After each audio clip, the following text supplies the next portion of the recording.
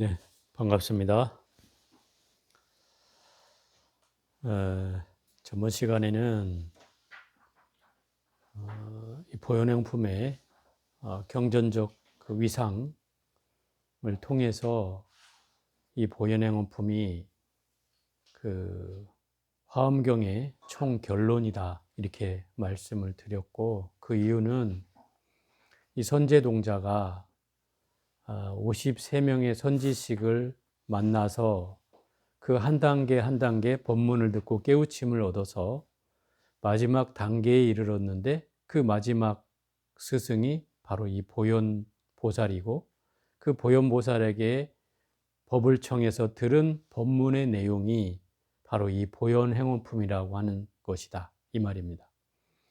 그래서 결국은 화엄경의 수행의 최고 위에 오른 부처가 되기 직전의 단계에 들은 마지막 법문이 바로 이 보현행원품이기 때문에, 이 보현행품을 공부한다고 하는 것은 결국 깨달음의 세계로 우리를 안내하는 그런 책이고, 그걸 실천함에 따라서 우리는 부처님의 그 해탈 경계에 그야말로 들어갈 수 있는 그런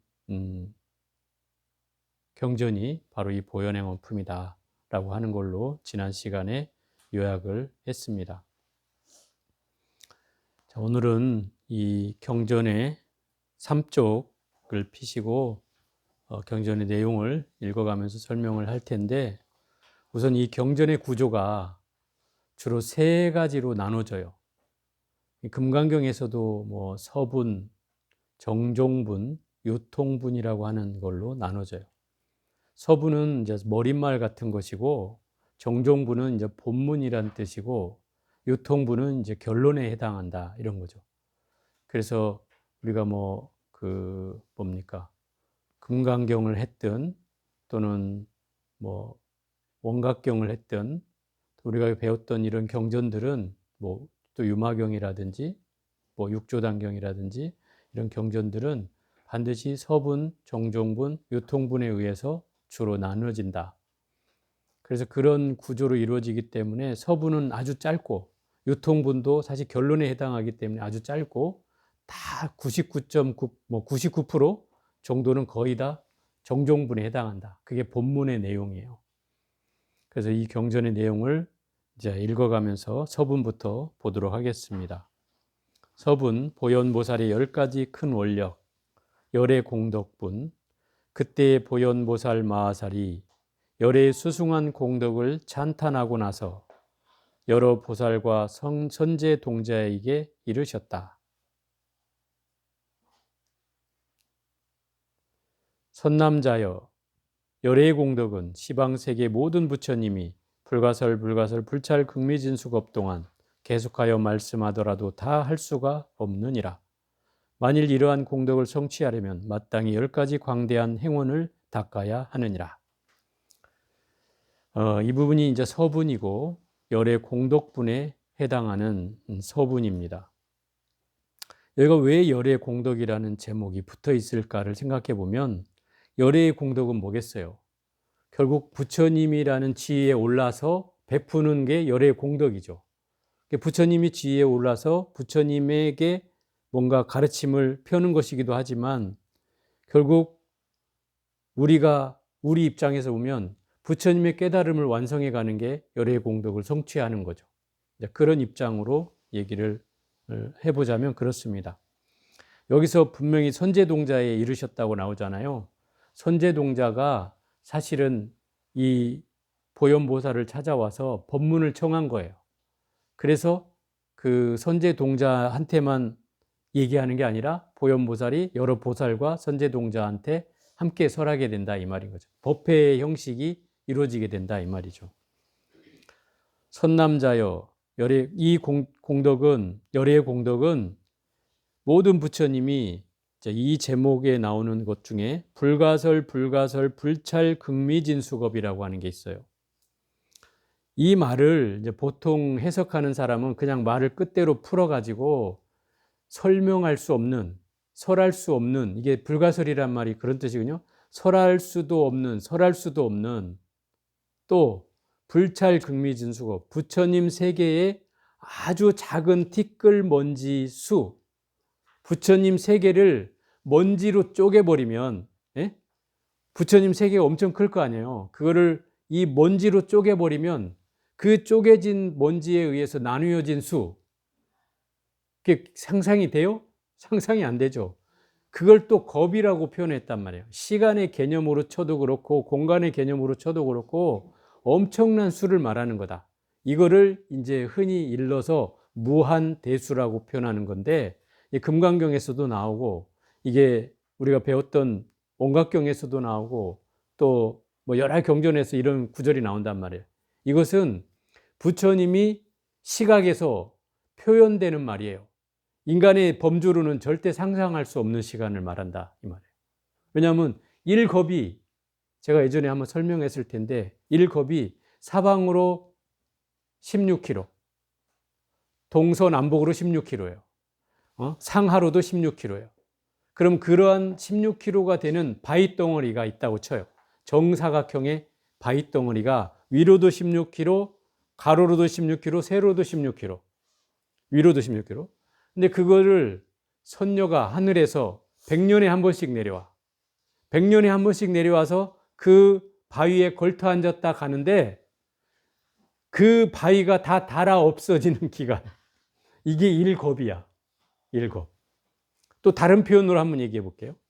사방으로 16km 안에, 상하, 좌우 16km 안에 겨자씨가 가득 채워져 있어. 겨자씨. 우리가 보통 제일 작다는 걸 경전에서 비유할 때 제일 작은 씨를 겨자씨라 그래. 그 겨자씨가 가득 채워져 있어. 사방 16km에. 근데 이 선녀가 100년에 한 번씩 내려와서 겨자씨 2알도 아니고 한 알만 들고 가. 한 알만. 그래갖고 다 없어지는 기간. 이게 1겁이야. 상상이 안 되죠. 그런데 여기서 생각해 봐요. 1겁이 그런데 불찰극미진수겁이란 말이에요. 설명할 수도 없어. 불가설도 이 숫자의 개념으로는 무한대수라고 표현해요. 한계가 없는 아주 뭡니까? 뭐 10에 몇 승 나오는 그런 수예요, 이게. 거기에다가 부처님 세계 가운데 이 티끌, 극미지는 최고로 작은 티끌을 말하거든요. 이건 육안으로 잘 안 보여요. 언제 볼 수 있느냐? 오늘 낮에같이 햇빛이 좋을 때 이렇게 햇볕이 들어오면 여러분 보이죠? 먼지가. 그런 작은 먼지단 말이에요. 그런 먼지를 부처님 세계를, 엄청 광활한 부처님 세계를 이 먼지로 만약에 다 쪼갰다고 쳐봐요. 그 먼지의 숫자만큼의 수, 거기에 겁이 포함되는 거예요. 그러니 이 숫자라는 건 인간의 상상으로 헤아릴 수 없는 수인 거죠. 이게 부처님의 눈으로만 보여지는 그 시간이에요. 그런 시간 동안에 계속해서 부처님의 공덕을 얘기하더라도 그 공덕은 다할 수가 없다. 왜 다할 수가 없어요? 왜냐하면 부처님의 공덕이 그만큼 크고 크기 때문에 뭐라고 견주어서 비교해서 얘기해도 결코 끝날 수가 없다는 거예요. 우리 속된 말로 하는 말로 입이 침에 바르게 찬탄을 해도 그래도 찬탄할 게 남아있다는 거죠. 그걸 뭐 무한겁으로 세세생생 얘기해도 과거, 현재, 미래를 다 포함해서 얘기해도 그래도 더 할 게 남아있다는 거예요. 그만큼 부처님의 공덕이 위대하다 이 말이죠. 그만큼 위대한 분이기 때문에 이러한 공덕을 성취하고자 한다면 뭐를 해라? 보현보살의 10가지 광대한 행원을 닦아야 한다. 왜 광대한 행원이냐? 결국은 부처님이 말씀하신, 또 이 보현보살이 말씀하신 10가지 서원은 화엄경의 총 결론이라고 말씀드렸잖아요. 이걸 통하면 바로 부처의 세계로 들어간다. 이 부사의 해탈경계 보현행원품이니까 그 부사의 해탈경계로 들어가게 해주는 것이 바로 보현보살의 행원이니 이것을 닦는 것이 광대한 행원인 거죠. 깨달음으로 안내하는, 깨달음으로 인도하는 광대한 행원이다. 부처의 세계로 들어가게 해주는 거니까. 이게 이제 서분에 담겨 있는 말이고, 자, 정종분 본문으로 들어가겠습니다. 그 10가지란 하나는 부처님께 예경하며, 이게 예경제불이란 뜻이고, 둘은 열애를 찬탄하며 칭찬열애, 세 번째는 널리 공양하며 광수 공양, 네 번째는 업장을 참여하며 참여업장, 다섯 번째는 남이 짓는 공덕을 기뻐하며 수의공덕, 여섯 번째는 설법하여 주기를, 부처님께 설법하여 주기를 청하며 청전법륜, 일곱 번째는 부처님이 세상에 오래 계시기를 청하며 청불주세, 여덟 번째 부처님을 따라 배우며 상수불학, 아홉 번째 항상 중생을 수순하며 항순중생, 열 번째 모든 공덕을 널리 회양함이라 보계의 회양. 이게 보현보살이 말한 10가지 행원이에요. 이거를 간단히만 설명해 보면, 예경이라고 하는 것은 무슨 말이에요? 이 예경은 우리가 흔히 잘 쓰는 말이지만 이 말의 뜻은 예배, 공경이란 말이 합쳐진 말이에요. 예배하고 공경하는 마음을 합쳐서 예경이라고 그래요. 그럼 무슨 말이에요? 예배는 무슨 뜻이죠? 교회에서 쓰는 말인가요? 예배 많이 쓰죠. 또 공경, 이건 우리가 보통 어른을 공경하라 할 때 쓰는 말이잖아요. 그런데 이 예배 공경이란 말을 합쳐서 예경이란 말인데, 원래 예배라는 말은 경전에 이미 이 보현행품에도 나오지만 보문품에도 나오고 모든 경전에 나와요. 예배 공경, 예배 공양, 공양 예배 이렇게 나온단 말이에요. 그러면 이 말은 불교 용어라는 뜻인 거예요. 그런데 왜 교회에서 빌려갔어요?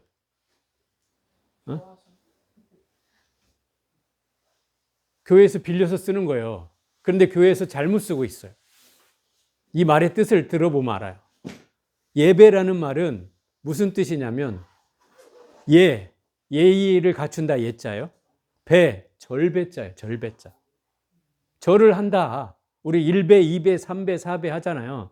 그 배란 말이에요. 그러면 절로서 예의를 표하는 것이 예배란 뜻이에요. 그럼 교회에서 절을 해요? 안 하잖아. 안 하는데 예배라는 말을 쓴단 말이에요. 그러니까 이거 갖다가 빌려서 쓰는데 잘못 쓰고 있는 격이죠. 그렇죠. 그래서 예배라는 말은 결국 절로서 부처님께 예를 표하는 것이 예배의 의미다 이 말이에요. 그래서 예경이란 말은 바로 이 절로서 예를 표하고 또 공경을 갖는 것, 이게 예경이란 말이단 말이에요.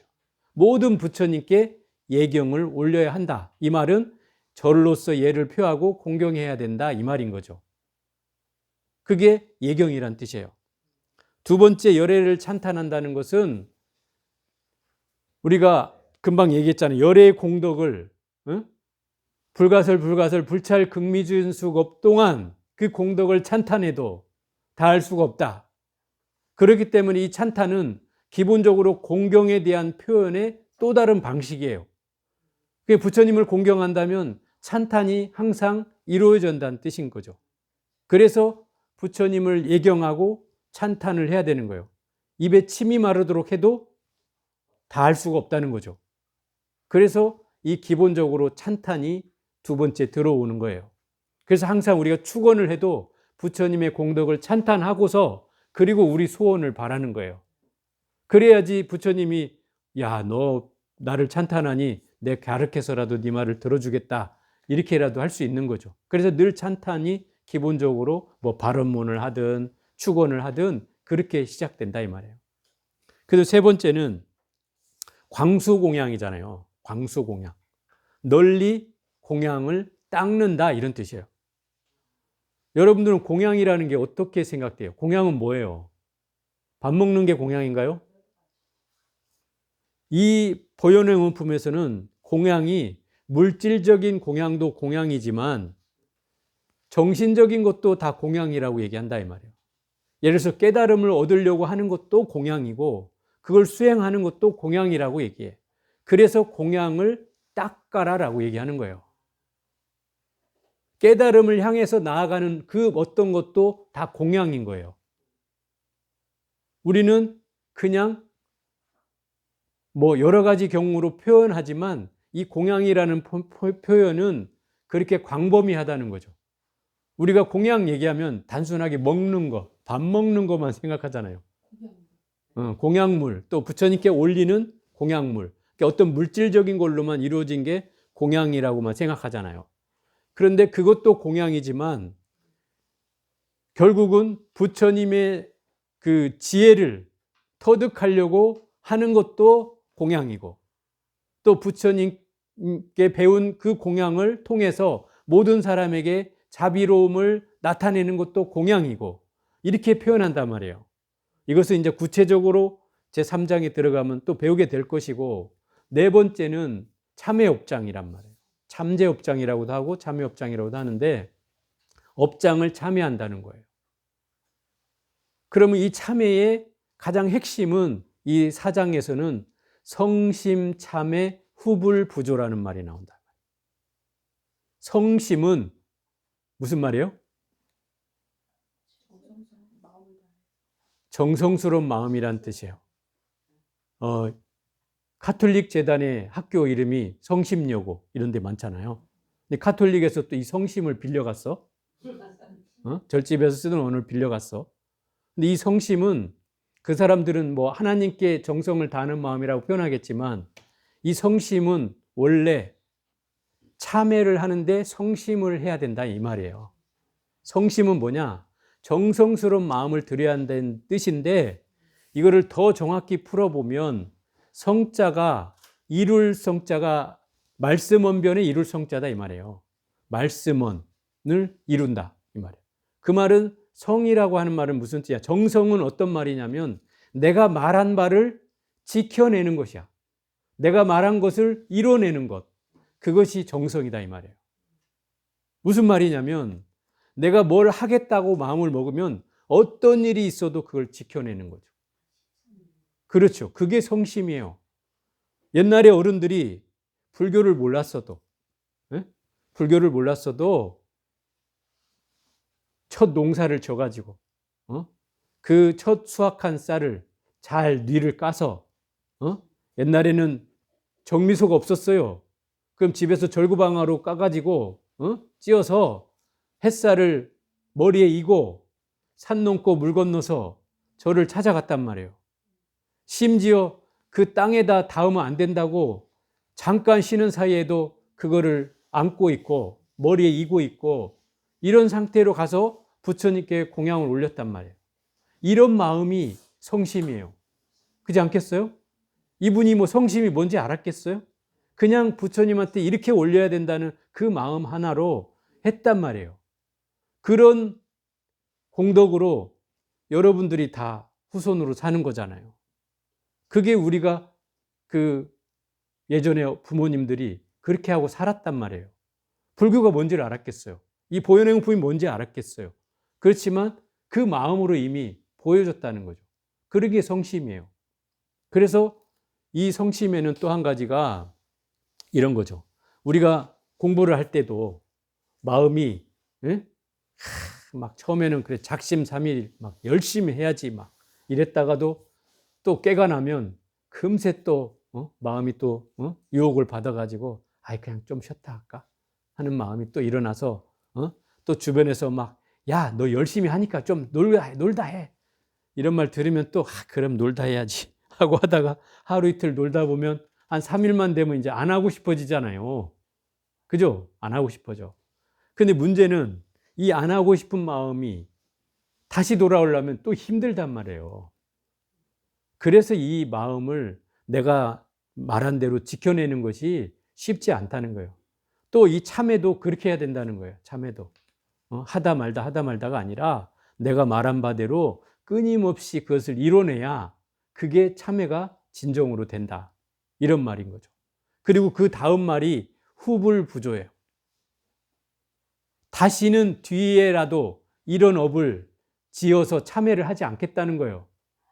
더 이상 짓지 않아서 이렇게 참회를 또 하지 않겠다는 거예요. 그걸 약속하는 거예요. 다짐하는 거란 말이에요.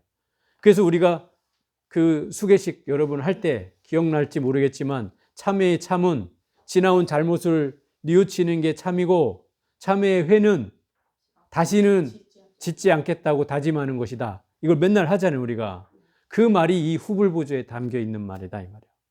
우리가 업을 안 짓는 것도 중요하지만, 지나온 걸 참회하는 것도 중요하지만 다시는 되풀이하지 말아야 된다 이 말이야. 이 잘못을. 왜냐하면 잘못을 되풀이하면 백날 참회해도 결국 그 업이 또 계속 만들어진다는 뜻이잖아요. 그럼 참회의 가치가 없어지는 거죠. 그래서 업이 사라지지 않는다 이 말이야. 그래서 이런 경우를 이제 참회업장이라고 하고, 다섯 번째, 수의공덕은 남이 짓는 공덕을 기뻐하라는 거예요. 남이 뭔가를 해주면 그거에 대해서 내가 해야 될 것은 수의찬탄을 하라는 거예요. 수의찬탄합니다. 말이라도. 심지어 대놓고 못하면 허공에라도 수의찬탄합니다. 정 못하면 그렇게라도 해서 자꾸 그 마음을 표현하라는 거예요. 이게 수행 중에 하나예요. 근데 우리는 잘 안 되죠, 이게. 수행이니까 하라는 거예요, 그렇게. 억지로라도, 말이라도, 빈말이라도 자꾸 해버릇 하다 보면 또 는다, 이 말이죠. 그래서 우리도 수의찬탄 합시다. 예? 네. 여섯 번째는 설법하여 주기를 청합니다. 설법하여 주기를 청하는 것은 부처님께서 이 땅에 오셔서 늘 설법을 청해 주기를 발언한다는 것은 이 다음 대목하고 마찬가지로 부처님 나신 세상이어야만 가능한 일이잖아요. 그죠? 그리고 일곱 번째가 청불주세. 부처님이 세상에 오래 계시기를 청한다. 그러면 내가 이 세상에 태어나야 되는 거예요. 그럼 부처님 세상에 태어나야 부처님 법문도 청할 수 있는 거고, 부처님이 오래 계시기를 청할 수 있는 거죠. 그죠? 이 두 대목은 미안하지만 우리가 성취하기가 쉽지 않다 이 말이에요. 그죠? 그러니까 우리가 발언을 어떤 발언을 해야 되겠어요? 부처님 계신 세상에 내가 태어나기를 발언해야 되는 거예요. 그게 발언의 하나여야 돼. 그래서 우리 발언에도 이걸 추가를 해야 되겠다 생각이 들었어요. 결국은 이런 거예요. 우리가 공부를 매일 일상으로 공부를 하잖아요. 강경하고 사경하고 뭐 보살수행하고, 그죠? 이렇게 매일 해간단 말이에요. 근데 이 수행이 어떻게 보면 불자들의 평균적으로 하는 공부에 비한다면 여러분들은 수백 배로 하고 있는 거야. 여러분이 하고 있는 공부는 그 평균적인 보살들에 비하면, 나이롱 불자들에 비하면 수백 배를 하고 있는 거예요. 그죠? 수백 배를 하고 있는 거예요. 그런데 내가 깨달음의 세계로 들어가는 건 아직도 어렵단 말이에요. 그죠? 그렇게 열심히 했는데도. 그러니 딱 한 방에 해결할 수 있는 방법이 뭐였어요? 부처님 당대에 태어나는 거예요. 그러면 경전에 보면 나와요. 부처님한테 앉아서 법문을 딱 듣고 나잖아요. 그럼 부처님이 그래요. 너는 수다함과를 이루었느니라. 너는 사다함과를 이루었느니라. 너는 아나함과를 이루었느니라. 너는 아라한이 되었느니라. 법문만 들었는데 경전에 이렇게 선언을 한단 말이에요. 새것 빠지게 지금 열심히 내가 공부하고 있는데도 뭐 마음의 경계가 보기가 쉽지 않은데 부처님 법문 한번 들은 인연으로 아라한이 된단 말이에요. 그러니 내가 이렇게 노력하는 것보다도 부처님 당대에 태어난다면 노력하지 않고도 여러분이 경전에 나오는 한 사람이 될 수 있는 거예요. 경전에 막 어느 바라문이 찾아와서 부처님께 질문을 했더니 부처님이 나를 깨우쳐 주시고 내가 부처님 제자가 되었다. 뭐 이런 대목들이 나온다며. 그럼 여러분들이 그 중에 한 사람이 되는 거예요. 내가 당대에 태어나면, 부처님 당대에 태어나면 그 경전에 나오는 한 사람이 되는 거예요. 왜? 부처님 시기는 이게 석가모니 부처님 시대가 아니라도 부처님마다 약 50억 년마다 한 번씩 부처님이 새로 모셔진다는 거예요. 그럼 그 50여 년에 모셔졌을 때 이 부처님의 지금 경전에 나오는 일대기가 다 똑같이 속된 말로 리바이벌 되는 거예요. 리바이벌.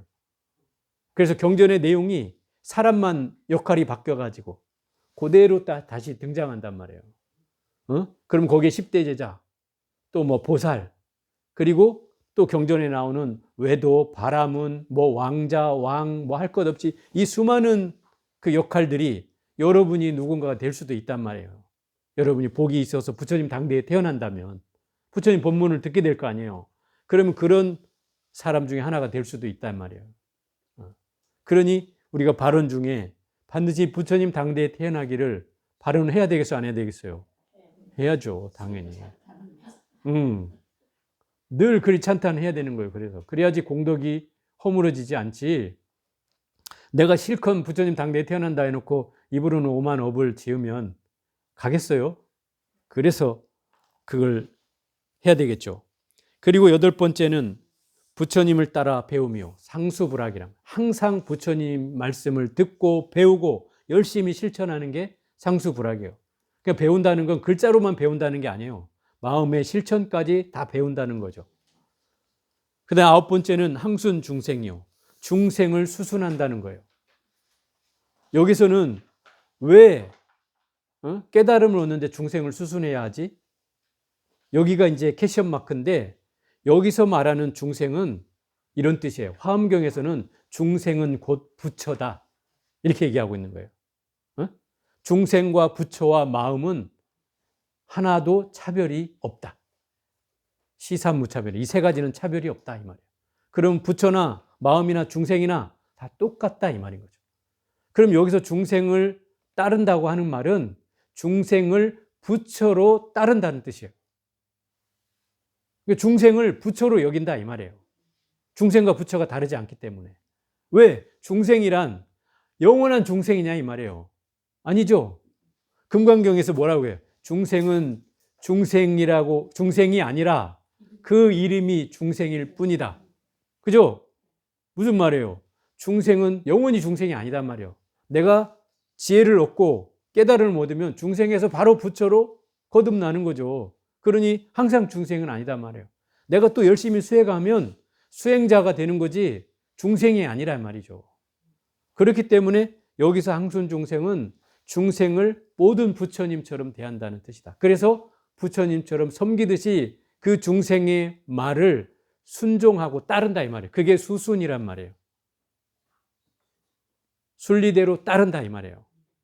그게 모든 경계로 받들어 모신다, 이런 표현하고도 같은 거예요. 누가 싫은 소리 해도 아이 저 중생이 나를 힘들게 하네, 이게 아니라 아이고 부처님 저를 깨우쳐 줘서 감사합니다 하고 그걸 따라서 행한다, 이 말이죠. 거역하는 마음을 갖지 않는다는 거예요. 이게 수순하는 거예요. 수순은 절대 거역이 아니에요.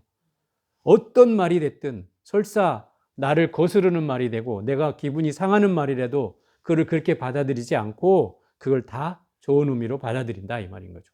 이게 수순이에요. 그 10번째는 복의 회양. 이것을 모두 다 회양한다. 회양한다는 말은 뭐예요? 내가 깨달음을 위해서 열심히 이렇게 치달려왔던 이 수행을 누구에게로? 모든 중생에게로 다 돌려준다. 이게 회양이란 말이에요. 그래야지 이 공덕이 더 수승해진다, 이 말이에요. 몇 배로 튀어, 이럴 때는. 몇 배로. 그래서 회양을 우리가 항상 해야 되는 거예요. 뭐를 해도 회양을 해야 되는 거예요. 선제동자가 여쭈었다. 거룩하시니여, 이 예경으로부터 회양에 이르기까지 어떻게 해야 합니까? 그러니까 이 예경으로부터 회양이라는 말은 10대 행원을 말하는 거예요. 전체를 처음부터 끝까지 표현하는 거예요. 끝까지 이르기까지는 어떻게 우리가 마음을 먹고 해야 됩니까? 라고 물으니까 첫 번째 장이 이제 나오는 거예요. 부처님께 모든 부처님을 예경하는 수행. 보현보살이 선제동자에게 이르셨다. 선남자여, 모든 부처님께 예경함이란 온 법계 허공계 시방삼세 불찰 극미준수의 모든 부처님께 보현행의 원력으로 깊은 믿음을 내어 눈앞에서 배운 듯이 몸과 말과 생각의 청정한 업으로 항상 예경을 닦음이니라. 그 예경이라고 하는 말이 무슨 말인가 하면은 모든 법계, 법계라는 건 진리의 세계를 표현하는 표현이에요. 모든 법계. 그리고 허공계, 허공계는 허공으로 이루어진 세계. 그 허공이 없어질 수 있어요? 지구가 없어져도 허공은 안 없어져요. 허공계, 그 다음에 시방삼세. 시방삼세는 공간적으로도 동서남북 상하 좌우 해가지고 뭐 다 포함하는 세계. 삼세는 과거, 현재, 미래를 포함한 시간. 그러면 시간과 공간으로 다 포함되는 세계. 이게 시방삼세예요. 거기다가 불찰 극미진수. 부처님 세계의 티끌로 다 나눈 수. 그러면 이 말은 헤아릴 수 없는 모든 수많은 모든 부처님께 먼지마다에 모든 부처님이 계신다. 한 티끌마다에 모든 부처님이 계신다. 그러면 그 수가 얼마나 많겠어요? 그런 수많은 부처님께 내가 믿음을 내서 눈앞에서 그 부처님을 뵌 듯이 내 몸과 말과 생각을 총동원해서 그 부처님들께 절로서 예를 표하고 공경을 한다. 이게 닦음이요. 이게 수행이라 이 말이에요. 이 말은 좀 다음 구절에서 또 더 설명을 해볼게요. 모든 부처님 계신 데마다 불가설 불찰 극미진수에 몸을 놔두고 그 한 몸 한 몸이 불가설 불찰 극미진수 부처님께 두루 예경하는 것이니 허공계가 다해야 나의 예경도 다하려니와 허공계가 다함이 없으므로 나의 예경도 다함이 없느니라. 지금 이 온법계 허공계 시방삼재 불찰 극미진수의 모든 부처님께 예경하는 것을 이렇게 표현했어요. 그 모든 부처님이 계신 데마다 그러니까 불가설 불찰 극미진수 그 먼지 한 먼지마다에 모든 부처님이 계시고 그 모든 부처님이 계신 곳마다 보현보살이 자기 몸을 놔두어서 각기 모든 부처님이 계시는 곳마다 자기 몸을 다 놔둔다 이 말이야. 부처님이 수억 명이면 수억 개의 분신으로 그 모든 부처님께 다 머리를 조아리고 예경을 한다 이 말이에요. 그런 말을 하고 있는 거예요. 그 한 몸 한 몸이 불가설 이 셀 수 없는 수많은 수조, 수억, 수경, 수해 뭐 이런 셀 수도 없는 그런 숫자만큼의 부처님들께 낱낱이 보현보살이 한 분 한 분께 낱낱이 자기 몸을 다 엎드려서 예경을 한다 이 말이에요. 그렇게 해도 허공계가 다하면 내가 멈출 수 있지만 허공계가 다할 수 있냐 이 말이에요. 다할 수 없죠. 그러니까 허공계가 다하지 않으므로 나의 예경도 다할 수가 없다 이 말인 거예요. 이 말은 사실은 어찌 보면 불가능한 말이죠. 불가능한 말이야. 어떻게 그 티끌마다의 부처님이 계신 곳에 내 몸을 어떻게 다 놔둘 수가 있냐 말이에요. 실제로는 불가능하죠. 그런데 일념으로 하라는 뜻이에요. 이게 일념으로 한 생각으로 모든 부처님께 내가 다 예경을 드린다는 그 마음을 가지라는 거예요. 그러니까 우리는 한 부처님한테만 절을 하니까 절 몇 번만 하면 돼 라고 생각하고 쉽게 하지만 그게 아니라 이 부처님 주변에 먼지 하나에도 부처님이 계시다 했으니까 여기에 부처님이 가득 차 있다. 아주 가득 차 있다. 그래서 이 모든 부처님들께 내가 일념으로 그 부처님들 전체에게 절을 올린다. 이런 마음이 그 예경의 마음이라는 거예요. 단순하게 한 사람만, 한 부처님한테만 하는 것이 아니라 이 얘기는 다시 바꿔서 얘기하면 이 세상에 존재하는 모든 존재가 다 부처님이다 이 소리요. 먼지 티끌 속에도 부처님이 있는데 사람 속에는 왜 부처님이 없겠어요? 그죠? 그러면 이 세상에 존재하는 모든 존재는 다 부처님이다. 그런 부처님을 지금 여기에서 배운 듯이 내 정면에서 부처님을 느끼는 듯이 그 부처님께 일념으로 절을 올린다. 이게 예경의 의미다 이 말이에요. 그러면 모든 부처는 모든 중생과 다름이 아니다 이 말인 거죠. 그래서 예경 재불인 거예요. 그냥 부처님께 예경하는 것 이렇게만 얘기하면 이게 석가모니 부처님만 지칭하는 걸로 끝날 수 있는데 예경 재불원이잖아요. 모든 부처님께 예경하는 것 그건 뭐냐 이 말이에요. 그 말이 결국은 모든 이 불찰 극미진수겁의 시간 동안에 모든 그 극미진수에 부처님이 계시고 그 모든 그 극미진수의 부처님 낱낱의 부처님께 내가 낱낱이 몸을 놔두어서 그분들께 낱낱이 절을 다 올린다. 한꺼번에. 결국 그것이 이 예경의 진짜 의미지만 현실적으로 우리는 그것을 내가 할 수 없기 때문에 이 말은 결국 일념으로 한 생각으로 아무 번뇌망상 근심 걱정을 다 내려놓고 오로지 부처님께 지극한 마음으로 일념으로 모든 부처님께 올린다는 생각을 일으키면 그게 모든 부처님께 절을 하는 것이다 이 말인 거예요. 그게 핵심인 거예요. 이와 같이 중생계가 다하고 중생의 세가가 다할 날이 있을까요? 없어요. 중생의 업이 다할 날이 있을까요? 없어요. 중생의 번뇌가 다할 날이 있을까요? 없어요. 이렇게 중생계가 다하고 중생의 업이 다하고 중생의 번뇌가 다해야 나의 예경도 끝이 난다 이 말이에요.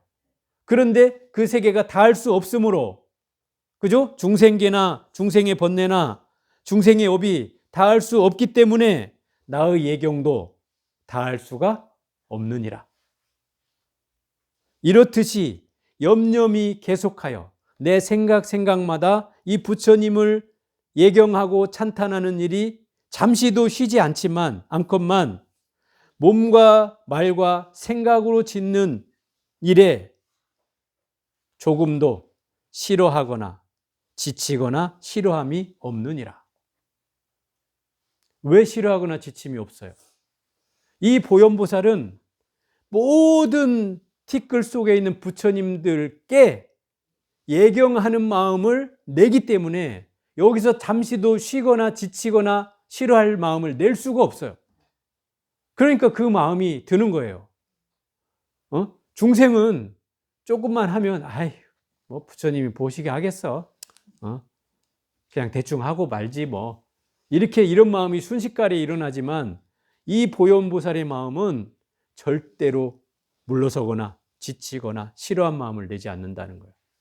그냥 그 마음을 내기 싫어서가 아니라 그냥 모든 부처님을 예경한다는 마음이 일념으로 이루어져 있기 때문에 그 마음은 절대로 지치거나 싫어할 수가 없는 마음인 거죠. 그게 핵심인 거예요. 더군다나 우리 입장에서는 우리는 모든 부처님을 설사 내가 상상하지 못한다 하더라도 우리는 모든 중생을 다 부처님으로 여기면 된다 이 말이에요. 모든 중생을 다 눈에 보이는 생명이든 눈에 보이지 않는 생명이든 관계없이 모든 생명체를 다 부처님으로 알고 그 부처님께 낱낱이 한 분 한 분께 다 예경을 올리는 마음을 낸다 이 말이에요. 그러니 거기에 어떤 지치거나 싫어한 마음이 일어나겠어? 절 몇 번 더 한다고 힘들어서 못하겠어 이런 마음이 나겠냐 이 말이에요. 지극히 올리고 올려도 내가 부족하다고 생각이 들면 더 하고 싶고 계속 그런 마음이 일어나는 거죠. 이게 예경이라는 거야.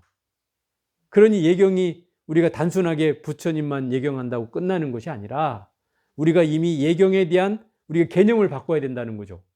예경제불이라는 건 결국 석가모니 부처님 한 분만을 위해서 절을 올리고 공경을 표하는 게 아니라 결국은 모든 부처님, 과거로부터 지금까지 또는 다음 생에 올 부처님들까지 모두 다 포함하고 심지어 보이지 않는 곳에 먼지 티끌 속에도 있는 그 부처님들까지도 다 내가 낱낱이 예배한다는 그 마음으로 이 예경을 올려야 한다 이 말인 거예요. 그것이 보현보살의 마음이야. 그게 보현보살의 예경이에요. 그 말을 듣고 선제동자는 어떻게 했어요? 감동을 하는 거죠. 감동을 안 할 수가 없죠. 그런 마음이어야 되겠구나.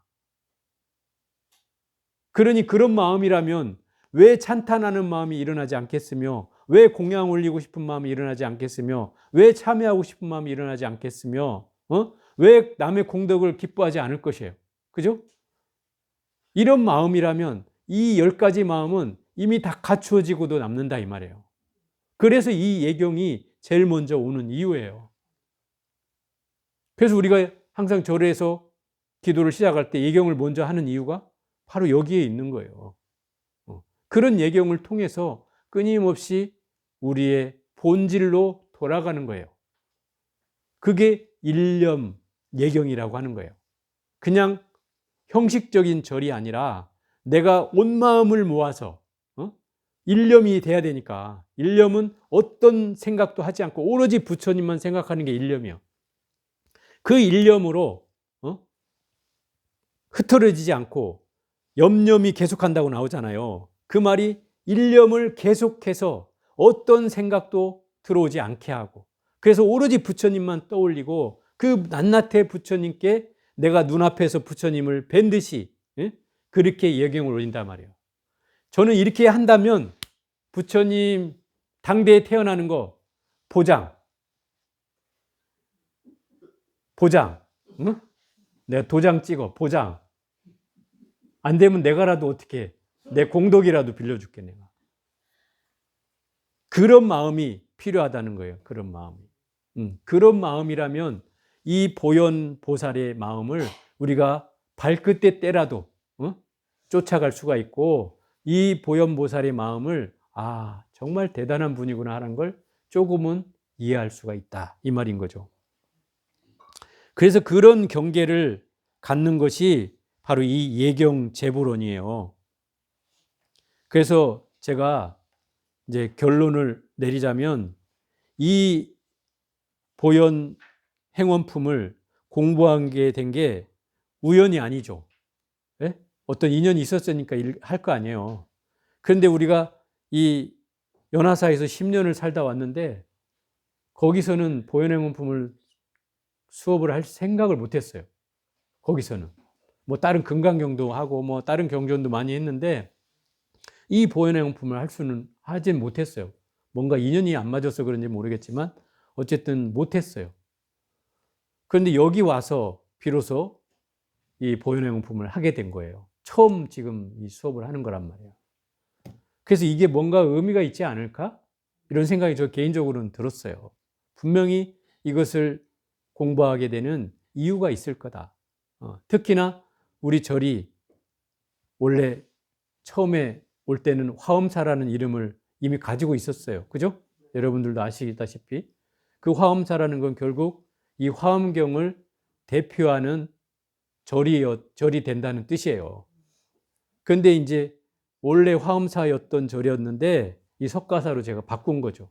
왜냐하면 화엄사로 했으면 여기가 화엄종 사찰이냐고 또 묻는 사람 때문에 내가 대답하니라고 아주 고로울 지경이 될 것 같아서 그렇게는 안 되겠다.